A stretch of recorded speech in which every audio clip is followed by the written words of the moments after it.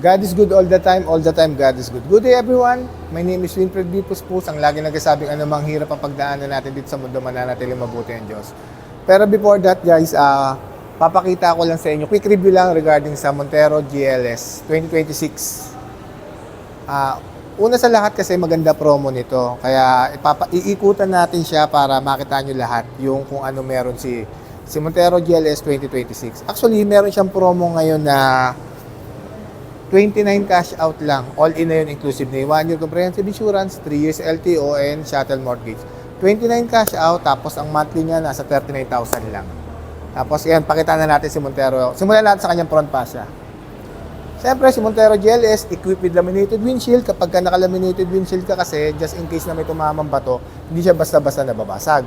Tapos, siyempre, yung kanyang new front grille aerodynamic shield design. Kasi kapag ka naka-aerodynamic shield design ka, nakakatulong yun sa yung pag hindi ganun kalakas yung pagkonsumo ng gasolina. Tapos, siyempre, equipped din siya ng LED daytime running light, naka-LED headlight na rin siya, LED fog lights, and LED cornering light.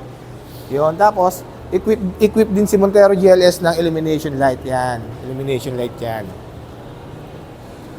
Ayan ang front grille design ni Montero GLS. Tapos, punta naman tayo sa kanyang side profile. Sa kanya namang side profile, naka 18-inch alloy wheels na siya, disc brake sa harapan, tapos disc brake din sa likuran. Tapos, naka aluminum stepboard na siya. Ito yun, aluminum stepboard. Tapos, naka chrome handle, tapos naka chrome na rin yung kanyang side view mirror. Tapos, equipped din si Montero GLS ng keyless operating system. Yung just in case na nasa susi lang yung, nasa bulsa mo yung susi, within 70 centimeters, pwede mo siyang buksan. Yan.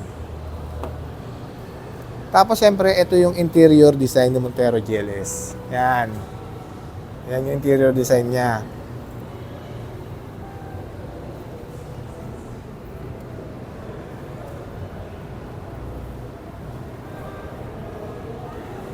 Tapos, syempre, papakita ko sa inyo. Syempre, naka-push start siya. Push start. Tapos, yan. Tapos, naka-3-spoke leather wrap siya. Yan. Tapos, syempre, ang kanyang multi-information display, wala lang kasing ilaw, pero multi-information display niyan, analog and digital yan. Tapos, meron siyang infotainment system na tinatawag namin na smartphone link display audio, Apple CarPlay, and Android Auto. Tapos, syempre, equipped siya ng electronic parking brake with brake auto hold. Yan. Yan. Tapos, okay. Tapos, syempre, ang pagdating naman sa kanyang seat material, naka-leather seat siya. Yan, leather seat. Tapos, punta naman tayo rito sa second row. Dito naman sa second row, guys, pakita ko sa inyo kung anong merong outlet dito sa second row, ha? Eto, guys, meron tong 220 outlet. Yan. Si Montero, yan. Tapos, guys, etong likuran na to, guys, kung bakit na maraming kumukuha ng Montero, pakikita ko sa inyo. Dito lang dyan. Okay na rito dyan.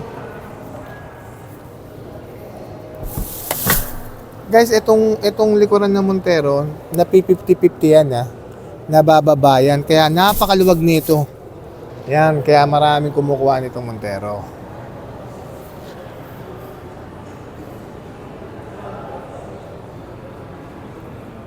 Tapos, pakita ko sa inyo syempre yung likuran, yung tail light ni Montero.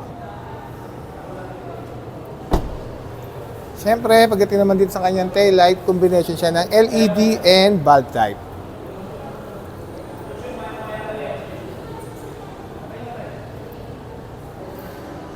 Ayun, ang quick review ni Montero Sport GLS 2026. Once again, my name is Winfred B. Puspus, ang laging nagsasabing anumang hirap ang pagdaanan natin dito sa mundo, mananatiling mabuti ang Diyos, kaya lagi lang po tayo magdasal, manalangin.